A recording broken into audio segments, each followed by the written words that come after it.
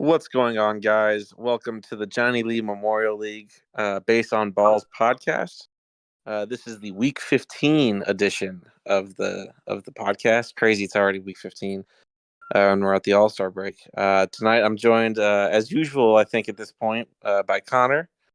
It'll be he and I taking you through the podcast tonight.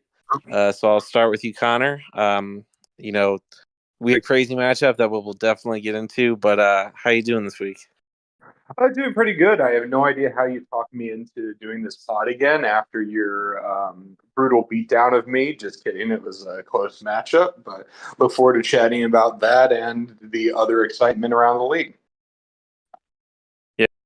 Yeah, we'll get into it, but ours was definitely close, much closer than I thought it was going to be. You gave me a hell of a ride, but we will start, I think, with the closest matchup that was certainly, in my opinion, the most entertaining, the most back and forth. I feel like all week, it was the Rocky Mountain Vibes taking down the Clearwater Beach Dogs. The final score 709 to 680. So this was Bry and this was Hendog.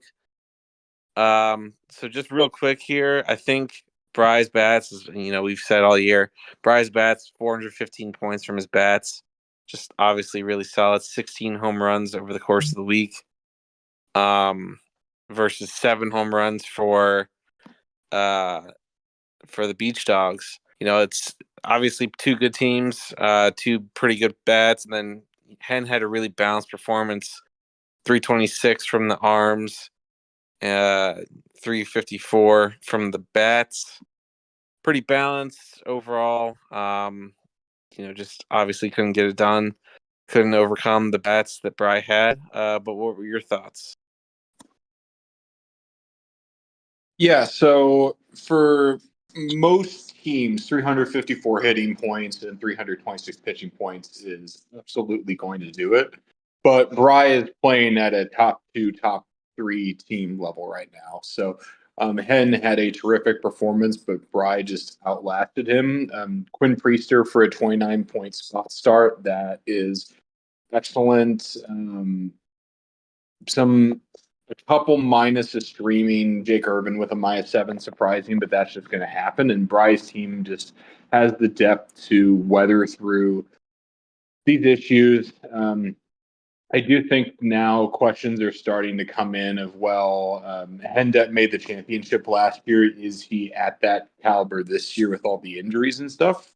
He's an excellent GM. I'm curious to see if he pulls it off, but with the deadline nearing, he and other teams, it'll be interesting to see how they approach making additions. No, I definitely think that'll be a common theme throughout this pod and throughout the rest of the season. How will certain owners attack that trade deadline? Where will they find help? How will they find help? So on and so on. But we'll move on to our next matchup, and we'll take our matchup down here. I think, Connor, it was the Amarillo Sod Poodles taking on my Norfolk Tides. My team came out victorious. Final score 756 to 627. So in this matchup, it felt all week like Connor was going to take me down. He kept it close.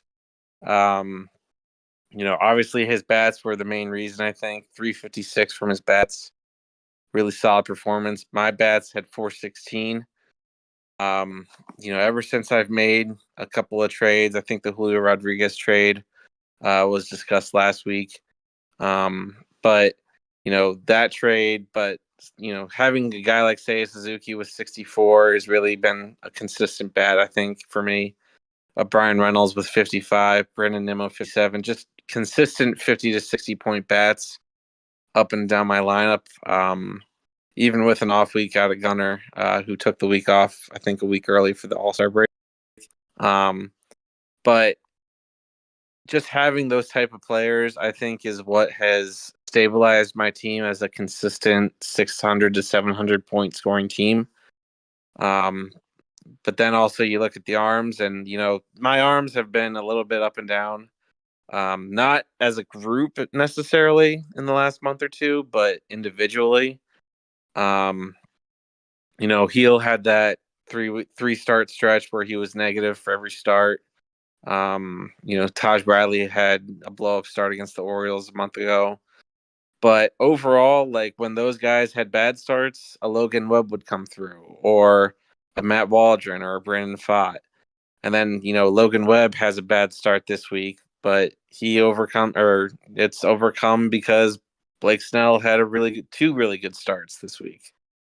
So I've had it up and I've had it down, but consistency has kind of been the name of the game, not individually, but more so as a group. And I think that kind of has been at least the key to my success. But Connor, I'll let you talk about your team and kind of how you saw this week go. Yeah, so I definitely didn't have high hopes coming into this.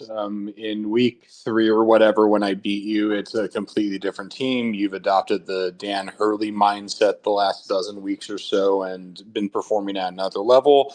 My teams had gotten 600 points once every 4 weeks and sitting around the high 400s, low 500s every other one. This was a good week. Given where my team is, 271 pitching points is exactly what I want to see, and 350 from the bats is good. But I just faced a better team that didn't make a phenomenal mistake. So definitely disappointed I couldn't pull off the upset. I think it was always within 50 or 60 points until early Sunday, but the Bear team won. Congrats to Paul, and I look forward to seeing how both of our teams go about the rest of the year. Yeah, no, absolutely. And then we'll move on to our next matchup. A little bit lower scoring, I think, than anticipated, but it was the Oklahoma City 89ers. They took down Homco's Rocket City Trash Pandas. Final score was 602 to 527. So obviously Chad, he's in that running for that 7 seed for sure. I think he might, since Tita lost this week, I think he might have that 7th seed if the season ended today. So the tail this week, he definitely leaned on his bats more so than his arms. He had 335 with his bats and 267 from his arms. A couple key performers, I think, for him. Obviously, Colt Keith, who he acquired not too long ago, I don't think. Dropped 70 points this week. A couple homers, 8 for 22 this week. Pretty good. Really solid bat, young bat. Alex Bregman, I feel like he's been on 3 or 4 different teams this year, but drops 51 for Chad this week. And then for the arms, he had a couple good starts. Obviously, Paul Skeens. We all know the story with Paul Skeens. He had 11 strikeouts, no hits allowed against the Brewers in his start. Solid 54-point total. But his bullpen came to play as well between Josh Hader and Kirby Yates. Those two combined for over 80 points. I've said it a million times. Bullpen separates good teams from great teams. And if he can continue to get good pitching performances out of those 2 Texas pitchers, Chad's going to be pretty good to maybe even run away with that 7 seed, possibly challenge for that 6 seed. As for Homco, he had a couple good performances. Jameson Tyone had 51 points in 2 starts. Shamanaya, good 39-point start. Those are definitely key guys, I think, that if Homco does end up selling a little bit towards the deadline, he could probably get a good return. Certainly out of Tyone, maybe even out of Benai, get a couple specs. 298. Obviously, Jaron Duran leads his team. Home run derby, Oscar Hernandez could go for some, I think. But I think Turner is definitely the key prize. Homco, were he to sell, I mean, I certainly wouldn't blame him for keeping a guy like Trey Turner. But the package there would be I would say at least pretty tantalizing. But Connor, I'll toss it to you and get your thoughts. Yeah, for Chad, I'm only checking really number the rest of the way. How many points did he score against Tita? Um, Oklahoma City scored 602. Tita scored 533.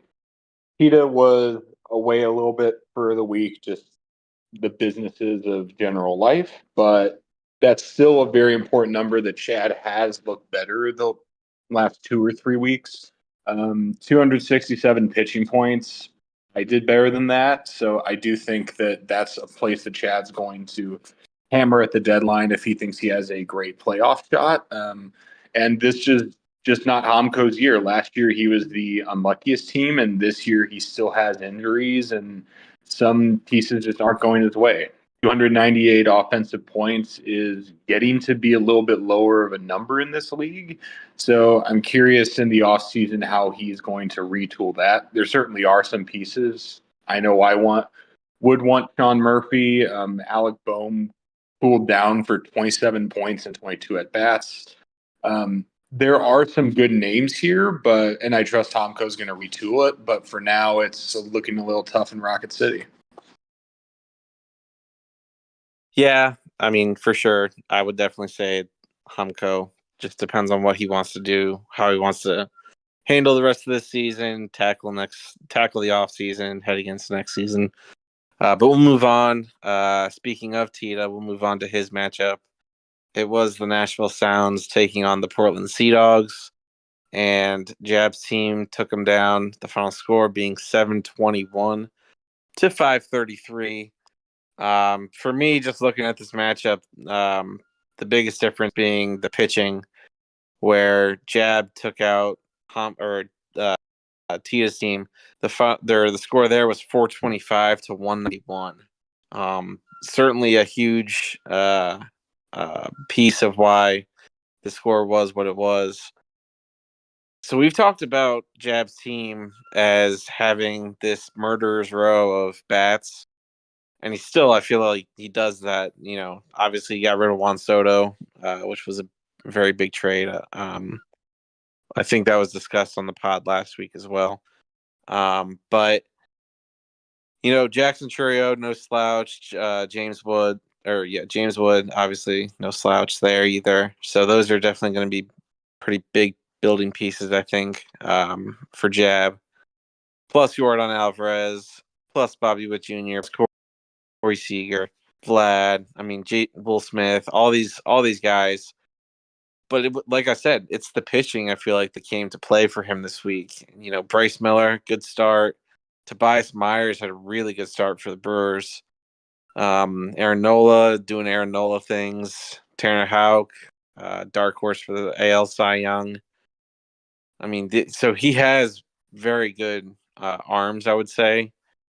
Probably a little bit underrated for his team, but it's just because when we look at his team, we get blinded by the big names that he has for bats, and sometimes his arms get overlooked.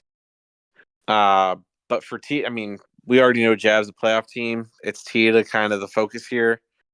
I'm just not sure exactly how Tita wants to take this on. I mean, we know that Tita's now into football season, and he's not the dealer, the wheeler and dealer that he once was a couple weeks ago. I mean, is this team at present, is it good enough to make it into the playoffs? I mean, I like the bats that he does.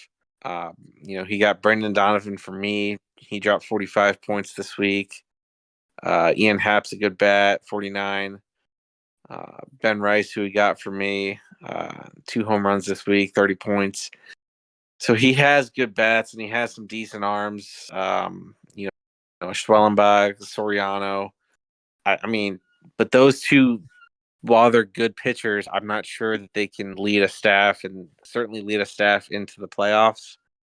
So I do think that Tia does need to make a couple more moves, find some time, hop on, make some deals. If he's going for it, which I would assume he is. But Connor, I'll let you kind of take it over here. What are you thinking about these two teams? Yeah, so with Jab, I think we're all kind of starstruck, and week there are going to be 5 different names. Last week it was all the hitters. This week it's all the pitchers. And I think credit is still due to Corey Seager scoring 52 points. Vladimir Guerrero, a little bit back at it. 30 points and 25 at bats isn't great, but I think he'll still take it. So Jab's firmly still in the contender seat this week, and really nothing I've seen the last 6 makes me question that. And then for Tita, we do have to caveat that he's still in football season, but last year the main critique against the Sounds team and strategy was, is there a cap without the stars of the 600 to 650 point range? Can you get to that next level? So seeing some 500 performances or low 600s again only strengthens that belief. If Pete is more active or 1 or 2 things go his way, is he matching up with Chad?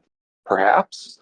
And their matchup, I think, is going to tell more than any other in the league the rest of the way. But for now, I think Tita is kind of losing a slight grip on the 7 seed. So I agree, it'll be very interesting to see what he does over the next 5 weeks.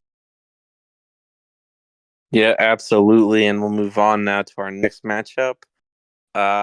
We'll talk about Bracton versus Dave here. It's the Bismarck Larks taking on the Rochester Red Wings.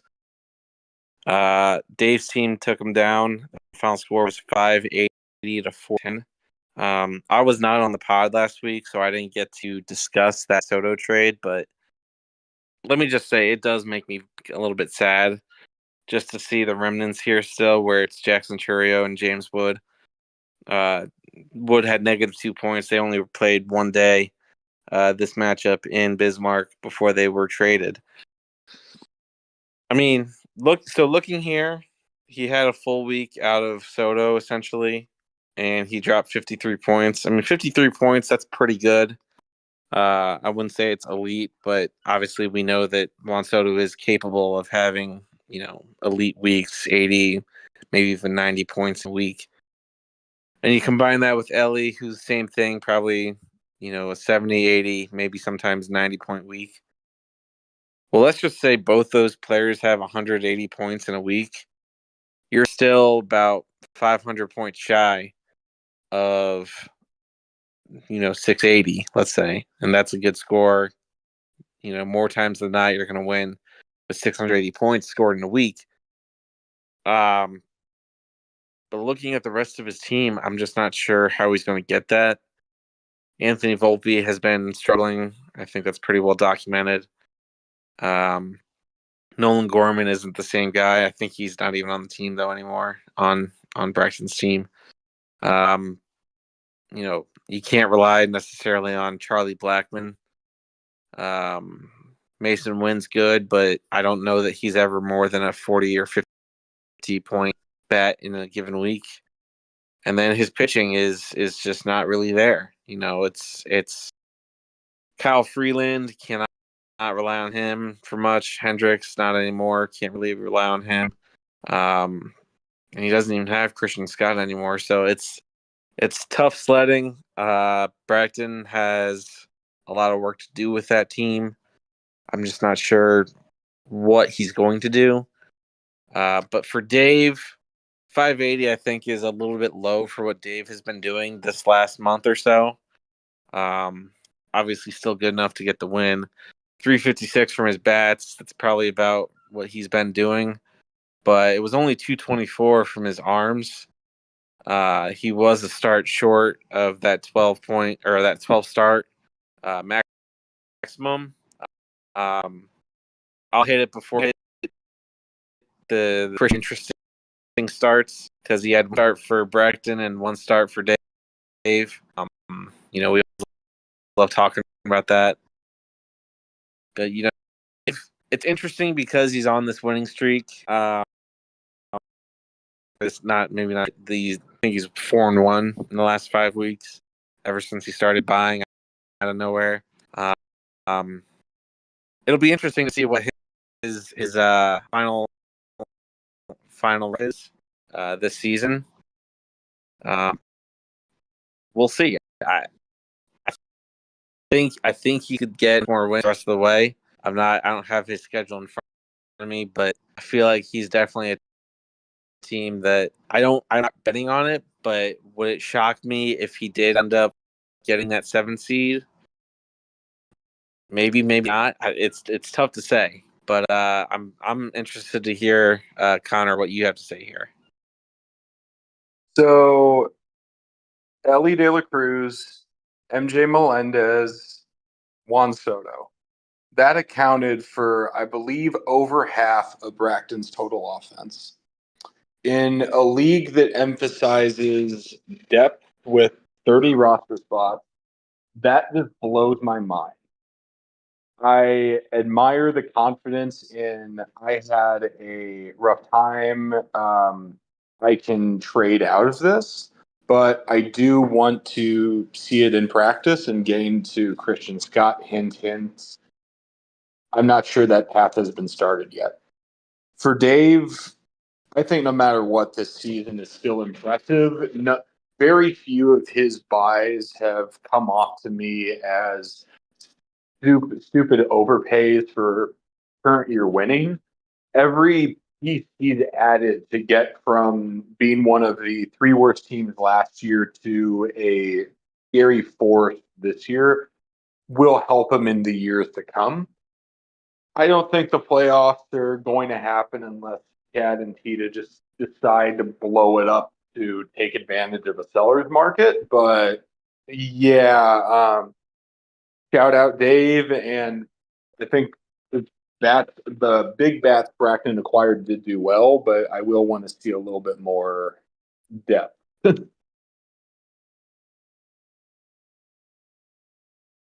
Yep, no, 100% understood. Move on here to our next matchup. It was the Hartford Yard Goats taking down the Richmond Flying Squirrels. It was John Haight's team taking down uh, Scott's team. Final score 706 to 312. 312, a pretty low number, but Scott barely gets it. Gets the minimum starts with 8. And a couple of those starts really did not go well. Nestor Cortez went negative. Davis Daniel from the Angels went negative, and then Jordan Hicks went negative. Also, Brady Singer went negative. I mean, at least a couple of those guys you don't expect to go negative, but even if they went positive, this score was not likely to change, or the outcome, I should say, was not likely to change. Um, John Haidt scores over 700. I feel like that's an every week occurrence at this point. Um, his team's going to be very dangerous come September, and I don't believe Scott will be there come September. There's not a whole lot else that I see here of note. Um, 69 out of Francisco Lindor, 51 out of Judge, 57 out of Ohtani, 65 out of Marcell Ozuna. Obviously, really good, just shy of 400 points from his bats. So yeah, and then over 300 with his arms. So obviously, a very balanced team, very good team, very dangerous team. But I'll hand it off to you, Connor.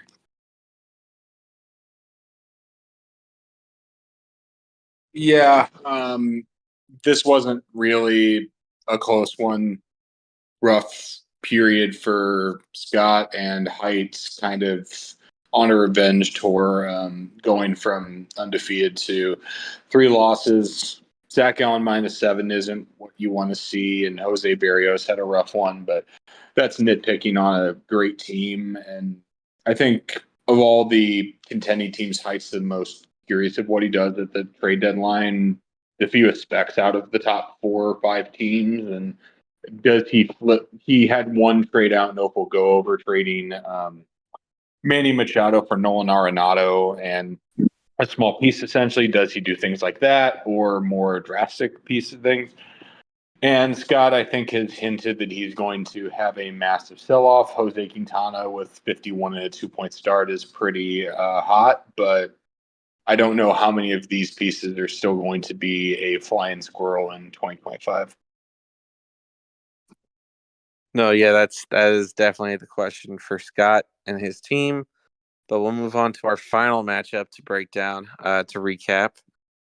It was the Bowling Green Hot Rods taking down the El Paso Chihuahuas. Cody's team wins. The score 757 to 469.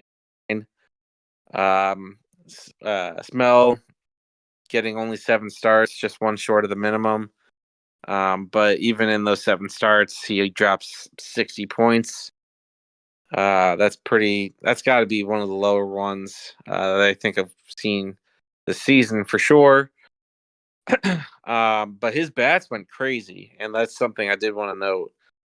Michael Toglia with 77 points this week, 6 home runs, really solid. And then Alec Burleson as well with 78 points, 4 home runs. So there's definitely a few bats there that he can build off of. I know he traded Burleson today, but still got a good return, I think, out of Burleson. But Toglia, I think Toglia has been very good. Kind of an underrated player in my opinion. And then for Cody, he got the top score this week by 1 point for me. A good bounce back after taking a loss against me last week. Certainly came back with a vengeance. 387 from the bats, 370 from the arms. Just the picture of balanced. Bullpen work was very good. Clase and Miller both doing their thing. Had the Pittsburgh starter that I'm gonna butcher his last name if I tried to pronounce it. But obviously he had good starts too. Mitch Keller had 2 good starts. Hunter Green had a good 44-point start. Logan Gilbert went crazy, 81 points in 2 starts. There's not really a whole lot else you can say about Cody's team. It's very well balanced. It's very deep. He had a Bellinger injury, but I think he's deep enough to withstand that. So yeah, I mean, that's obviously I think the biggest discussion point of the week was Rhys Hines. Came up and hit 3 home runs this week, dropped 57 points. The guy's hit 5 home runs in 7 games in his very young major league career. Again, a very polarizing player in the chat this week. But other than that, obviously a very solid week overall. And Connor, I'll let you finish this one out. I mean, I don't know if I have too much to add here. Cody's a top 2 team and scored top 2 in points, I think. And Smell did not finish worse, but he's been in the bottom 2 of points scored the entire league. This matchup isn't close. It was never going to be. So on to the next one. Yep, indeed. On to the next one. That will conclude the recap portion of the podcast. We'll move on. There were a couple pretty big trades that went down that past week. The first one we'll get to involves Smell. He got Bobby Miller from me. And in return, I got Bubba Chandler, Tyler Black, and Cole Young. I'll start first because I have a feeling I know what Connor's going to say. For me, Bobby Miller was obviously, I think, a pretty big part of the initial Julio Rodriguez trade that where I dealt away Rodriguez, as well as Freddie Peralta, as well as Nick Lodolo. Getting Bobby Miller back in that trade was a pretty big piece for me. Overall, I think Bobby Miller is a good pitcher. He has very much struggled this year. Combine that with the shoulder injury he dealt with for half the season. It has not been the 2024 that Bobby Miller probably is looking for. My personal opinion is I think that injury is still lingering in Bobby Miller. I think he got optioned to the minors more so as just time to rest, time to refocus, work on whatever he's got to work on.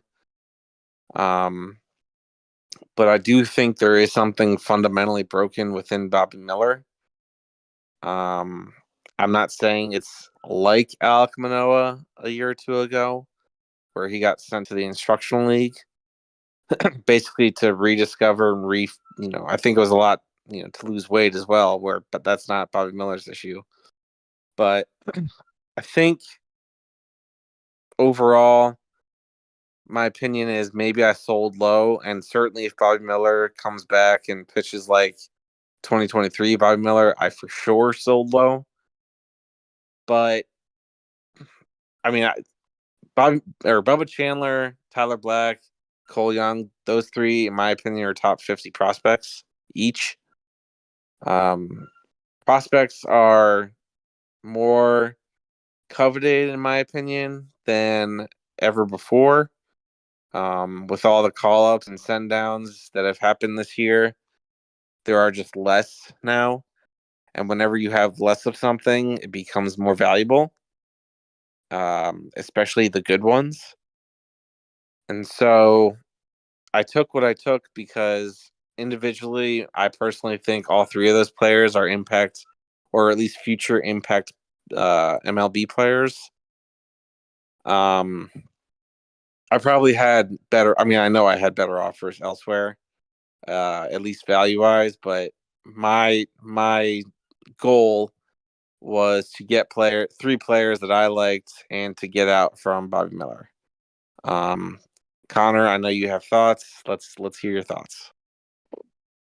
So the beauty of fantasy baseball in this league is that you can build your team up from a rebuild or get it competitive in different ways. Smell and Bracton have, I would say, mostly gone for more premium assets, and I've had more of a go wide approach. I do not have first round picks or many, but I have all the thirds and fourths. I don't have the top 50 prospects, but I would put my numbers in the 60 to 110 category up with anybody. The first time I saw Bobby Miller traded was a deal for Garrett Cole last year. And ever since watching him pitch, he's been maybe the one guy in fantasy I'm like, I have to have it. Perfect fit for the team. Like how he goes about it. Clearly not this. This hasn't been his year, but I like the long term prospect. So my offer to Paul, I thought was very competitive to Smells, but it was more quantity than or quality, perhaps. So Isaiah Thomas in the last dance said I met the criteria, but I wasn't selected. That's what's happened here, and okay for it. I will own Bobby Miller one day. I don't know if it's in 2024, 2025, or once I have gray hair. But I'm definitely disappointed that the Paul deal didn't work out, and I haven't come to an agreement with the current owner Snell yet. But it's definitely a big piece to move. I do think it was a good value, but I could see where Snell either hold my charming prince or sell him for another differently shaped package that would be similar to what Paul got. Yeah, I will say just to piggyback a little bit, your offer definitely was competitive. It was one that I very heavily considered, um, but it just didn't have Bubba Chandler. It didn't have Cole Young. It didn't have Tyler Black. Those three guys, legitimately. I mean, and I've said this to other people. I think Bubba Chandler is the number two to Paul Skeens. I think Tyler Black is a 2020 guy playing first base. And I think Cole Young is Matt McClain 2 years ago. I say all those things. I said it privately. I'm now saying it publicly. I believe all three of those things. Could there be egg on my face? Obviously, there could be. I've been wrong before. I'll be wrong again. Um, so yeah, we'll see. Time will tell there for sure. Just like most trades, time will tell. But the other big trade that I wanted to make sure we got to this week um, was between Bracton and Dave. Bracton got Josh Jung. He got Clark Schmidt and Chase Hampton. And Dave got Noelve Marte, Jason Dominguez, and Christian Scott. I have thoughts here, but Connor, I'm going to let you take this one first. Well, I think we have a pretty similar thought, and I would say that thought is, what are we doing here? Jason Dominguez has started to build a reputation as maybe a oft injured stud, but Josh Young's the exact same way. So I think the idea behind the deal is Young is the prize and third baseman of Bracton's future, since he has like three elite shortstops and no third baseman. But Noelvi Marte is a massive piece. Christian Scott is going for top 100 fantasy value at this point, and Dominguez is no slouch himself. He was an arguable centerpiece of the number one Julio Rodriguez deal. So, and Chase Hampton, awesome guy, but I believe he has a long term or like shoulder injury. So I get it. Like I know what Bracton's going for here in terms of a specific need, but just the value from Marte, Dominguez, and Scott. If Dave wants to develop those or parlay them into win now pieces, I think Dave did terrific here. Yeah, so here's what I will say. Top 100, I think that's a good word here, or a good way to frame this, I should say. I think Marte, Dominguez, and Christian Scott, I think all three of them, borderline maybe, but I think certainly within the next 8 to 10 months, I think all three of them are top 100 fantasy dynasty assets. I think Josh Young also is a top 100, maybe even top 50 if when he's healthy. I mean, when he's healthy, he might even be top 30. He is a very good baseball player. I'm not going to say he's not. He is very good. Clark Schmidt and Chase Hampton are not top 100 players. I don't think they ever will be. So for me to give up 3 top 100 fantasy assets for one when healthy is not the smartest thing to do for Bracton when his biggest issue is depth. So he needs pitching. I understand that. Clark Schmidt's not healthy right now. Maybe he will be in the next couple weeks. I don't know the injury status for him, but I know he's a Yankees fan, and both Hampton and Schmidt are Yankees. I don't see why he would do this trade. This is for me like the anti what Bracton should be doing trade. He has studs. He has 2 studs now between Soto and Ellie. Let's say Jace Jung is a stud third baseman. I think he is. I think he's a very good player when healthy. But so now he's just building studs and then nothing else because like we said in this breakdown, a 90-point week out of Ellie. Okay, that's the height, by the way. That's the top. I mean, probably an average per week's more like 60 or 70. And then the same thing you get out of Soto, let's say. And then let's say you get the same out of Jung. Okay, well now you're what, like 250-ish between 3 players? That's great. I mean, very good. That's nobody's topping that. But then where everybody else is topping Bracton is their depth. Is guys like Jason Dominguez. Is guys like Noelve Marte. Guys like Christian Scott. Guys that he's trading away that he shouldn't be trading away. I mean, looking back I know you guys broke it down last week. Jackson Churio, James Wood, Spencer Jones, Jackson Jobe. Those are players very much that would help Bracton get that depth that he's looking for.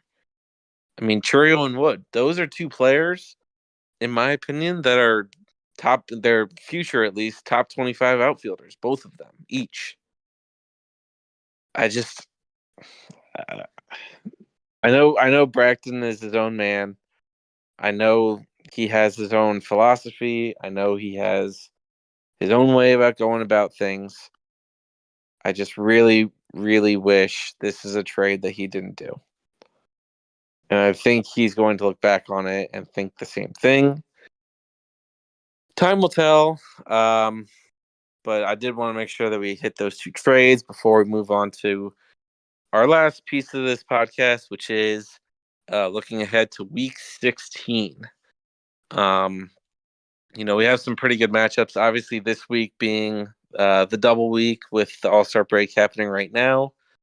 The start matchup limits this week, it's 19 starts is the maximum. I think it's 14 is the minimum. I might be wrong on that. We'll have an announcement though for sure before the week gets started on Friday. So just kind of looking up and down the matchups. The first one I wanted to get to is the Clearwater Beach Dogs taking on the the Rochester Red Wings. Normally this wouldn't be, or maybe even a month ago, you would think, oh, this is an easy one for Hen, but obviously, it's been a lot closer, or it's going to be, I think, a lot closer than the experts would have thought that month ago. Dave really has his team cooking. I think the question for Dave is how many starts will he get? What will those starts look like? Because I think his bats are there between Logan O'Hoppe, Riley Green. He now has Burleson. So it'll be interesting. I think he keeps it close, but I do think that Hen's team is strong, and it's going to be too strong um, for Dave to hang on. So I'll take the Clearwater Beach Dogs, I think, in this matchup. Connor, I'll toss it over to you. Is this a must-win for Hen? It could be. So in terms of splitting the tiers, I think Jab, Height, Cody, and Bry are a clear top four in the league. Paul, you had a impressive performance the week prior to my matchup, but I would still say you and Hen are the clearly competitive teams that I would not put money on to win the championship. If Hen loses here, and for the record, Hen does have about 300 points less than Paul does. He's not far away from Chad is right now. So the last couple weeks, I know I've been framing it as, well, the playoffs are kind of set, but the main question is Chad versus Tita. There is the real possibility that one team and possibly Hen slips where Chad and even Tita could soar up further than expected. So I do think Hen's still the better team. 508 points from Dave is certainly a damper after what seemed like 5 straight 700-point weeks, and I'll definitely be watching this closely. But I think the Beach Dogs got this one. Yeah, I was just looking at it. Dave is 5-10, and the 7 seed right now is a tie between Chad and Tita, and they both have 7 wins. They're 7-8, both of them. That means that Dave is 2 games back of the 7 seed with 5 weeks left. I mean, it's a crazy thing. I do think this matchup will very much determine if Dave actually can make a run for it. I still just think it's too much on Hen's side. But we'll move on. We'll talk about our next matchup. Not a whole lot of great matchups, I would say, this week. So I guess we'll get into, I think, a pretty good matchup. It's me against Chad. The Oklahoma City 89ers taking on my Norfolk Tides. Right now I have an illegal roster. I know I have a couple guys that are healthy in the IL, so it's showing zeros for me. Promise I will have more than zero. But this one's an interesting matchup. Me versus Chad. Chad obviously has a good young team, sitting in that 7th seed right now, and then I'm sitting in that 6th seed, neck and neck with Hen. It's certainly going to be an interesting matchup. I think the question is, again, it comes down to pitching, because I think our bats will probably be pretty close to canceling each other out. It's just what do the arms do, and what does the bullpens do? I think more specifically. Um, I have Diaz, I have Fairbanks, I have Joan Duran, and then he has Josh Hader, Kirby Yates, and Yanier Cano. I mean, it's. I think this is a tight matchup. I'll take my team very slightly. I think we'll both be around or over 800 for the week. But I do think this has potential to be that matchup of the week. But Connor, I'll let you discuss it. Yeah, so what's the Mulan song? I'll make a man out of you. This is just the matchup that personifies that to me. And this is one of the matchups I really like seeing. Paul, in my opinion, is a tier two. I'm going to make the playoffs, but I'm not a clear favorite to win it. And Chad's tier three. I might make the playoffs or I might not. This is going to prove a lot what the 89ers are going for and how close they are to achieving that goal. As much as I would love to see Chad move some of his prospects in an attempt to win this matchup and make a point, I don't think that's going to happen. I do think the Tides are going to win, but I agree that's going to be a close one. And this, more than any other matchup perhaps this year, is going to date, before Chad actually plays Tita, is going to tell me who is the favorite for that 7 seed or making a push if a surprise team flips.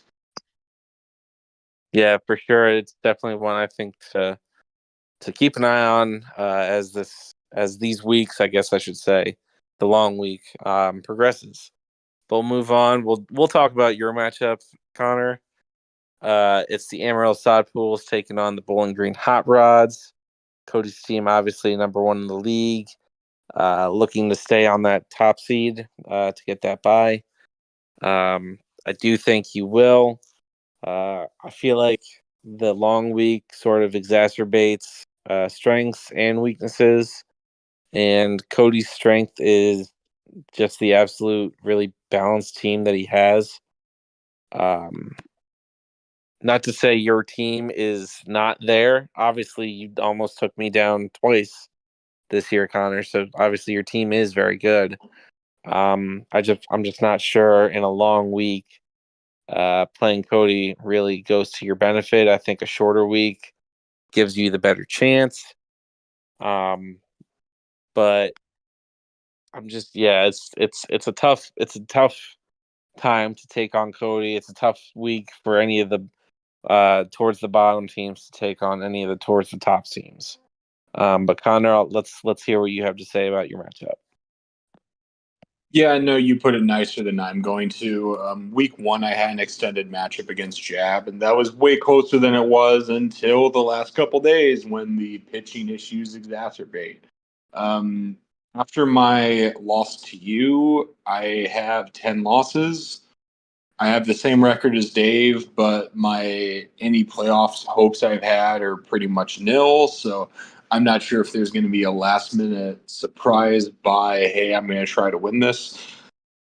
Cody's going to outlast me, and if I get it close, he still has the resources to make that final push. So um, I think this matchup's going to be similar to how yours and I's ended up, where I'm going to be more focused on the point total or specific pieces I can move at the deadline or decide to keep till next year rather than what the outcome of the matchup will be.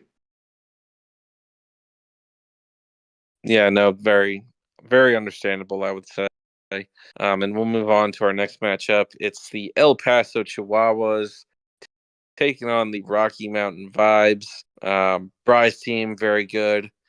Smells team, not as good. To see some of the new players that he acquired um, in his trade. Obviously, a Jared Lenick, who we got with that Burleson trade. Bobby Murd, does he come back up this week? Is it a quick trip down to the minors? And then we see what he's made of after that. Um, Either way, it's not going to be enough to take down Bry. Bry's team's obviously very good, top of the top. Neck and neck with Cody for that number 1 seed. So I will take Bry. This one's probably not going to be very close. So yeah, I'm going to take Bry. But Connor, let's hear what do you think? Yeah, it's kind of hard to bet against Bry right now, and then oh yeah, he's playing Smell. So I think the main goal for Smell is making sure he's not one of the bottom 1 or 2 teams in scoring for, again, same as my team and really any rebuilder. Who's going to go? Who can't I move or is probably droppable? And who do I not want to move and really think that I'm a piece for 2025? For Bry, this is going to be a win, barring a perfect game or something. But how he does against the other 3 tier 1 teams and really your team as well in there is going to matter more, in my opinion. Yep, for sure. And we'll move on to our next matchup. It's the Hartford Yard Goats taking on the Bismarck Larks. It is the Battle of Seton Hall. John Height and Bracton. This matchup will potentially be over by Sunday. Um, I mean, John Height's team is very good. Bracton's team, outside of 2 players, is not very good. So yeah, this one's gonna get ugly, I think.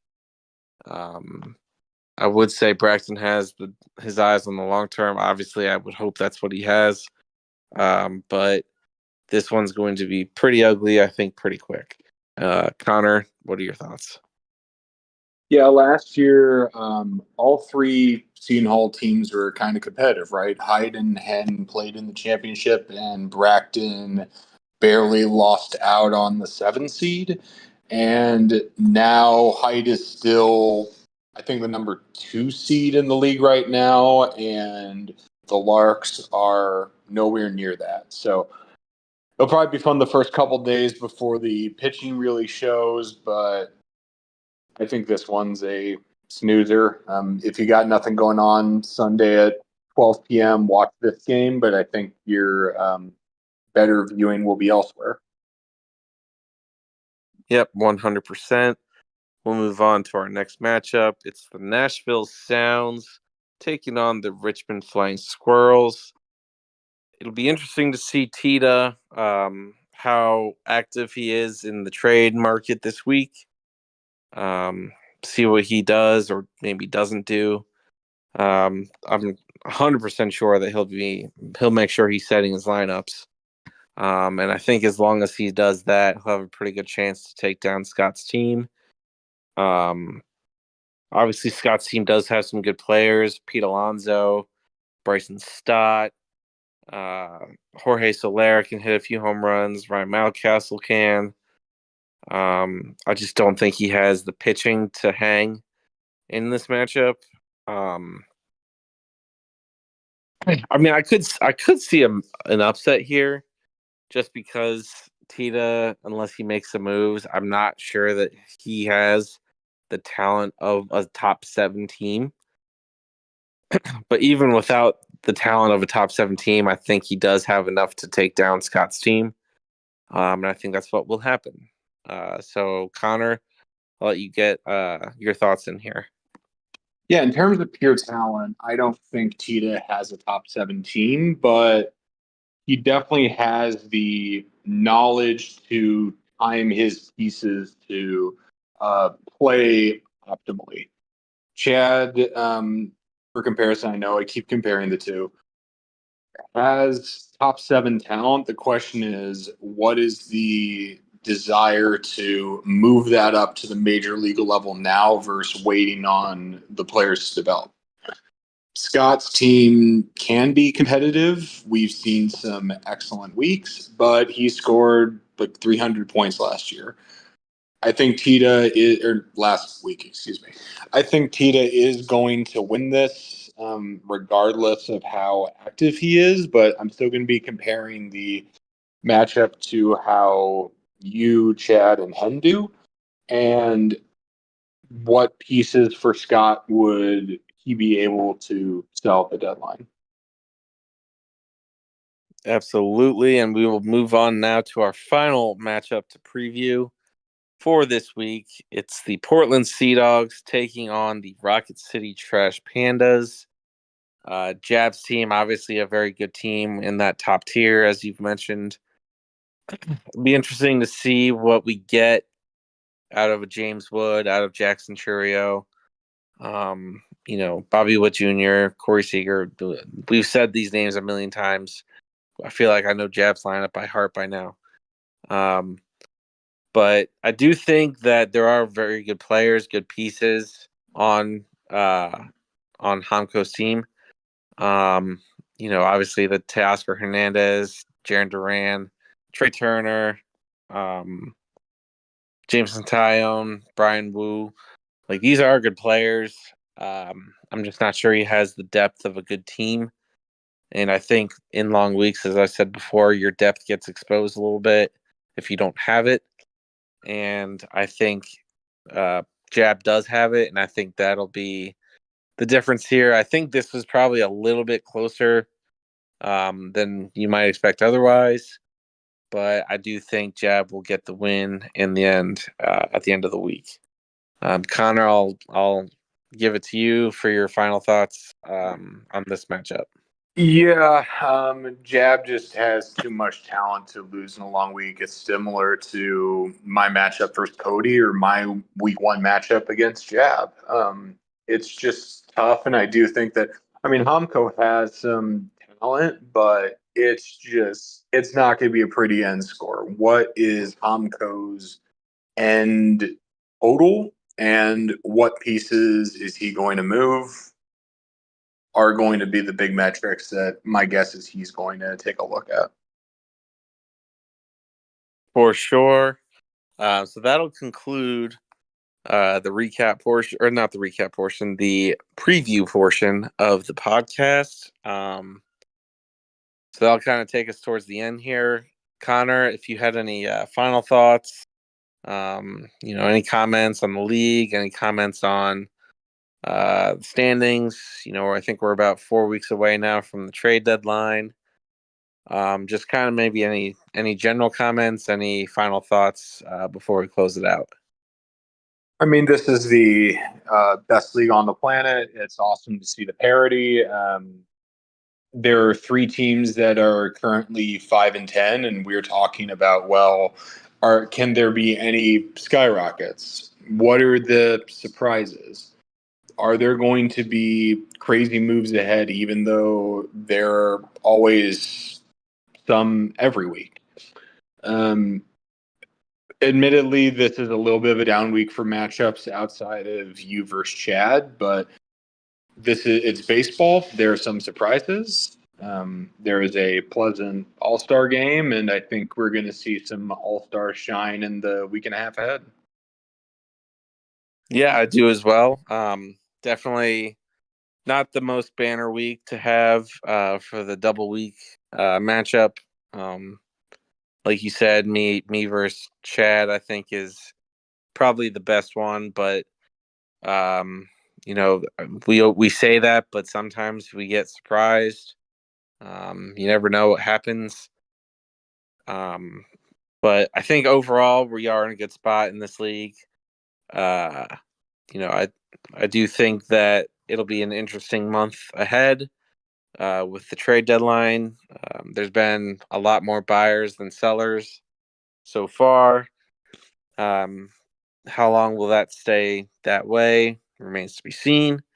But overall, we're in a good spot. You guys are doing, great, staying active, staying around. You guys really make this league what it is. It's not me. It's not Cody. It's not Bracton. It's all of us. And I appreciate all you guys for making it fun week in, week out. And I'm looking forward to this week, to this matchup. And we will see you next time. Take care, guys.